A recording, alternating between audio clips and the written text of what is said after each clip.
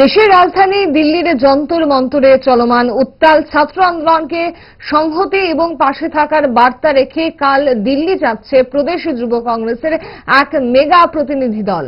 গোটা দেশ থেকে সংগঠনের কর্মীরা দিল্লি পৌঁছাচ্ছেন। সংগঠনের সর্বভারতীয় নেতৃত্বের আহ্বানে সাড়া দিয়ে ত্রিপুরা সহ বিভিন্ন রাজ্য থেকে সংগঠনের কর্মীরা অংশ নেবেন ছাত্রদের আন্দোলনে।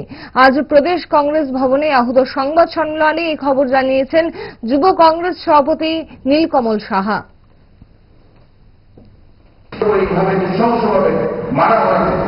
তার তীব্র প্রতিবাদ জানায় এবং ত্রিপুরা প্রদেশ যুব কংগ্রেসের এক বিশাল দল ত্রিপুরা সর্বভারতীয় যুব কংগ্রেসের ডাকে দিল্লি যন্তর মন্তরে কালকে পৌঁছাচ্ছে এবং পুরো রাজ্য থেকে পুরো দেশের থেকে যুব কংগ্রেসের সৈনিকরা আন্দোলনে নামছে।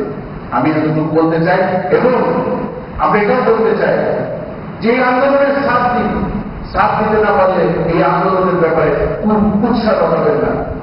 এবং আমি সকল ছাত্রছাত্রীদেরকে আবার আবেদন করছি, এই লড়াই আমাদের যুবকদের জন্য, এই লড়াই ছাত্রছাত্রীদের জন্য, আগামী প্রজন্মের জন্য, যে প্রজন্মকে নষ্ট করে দেওয়ার নীল নকশা এই ভারতীয় জনতা পার্টি গেছে।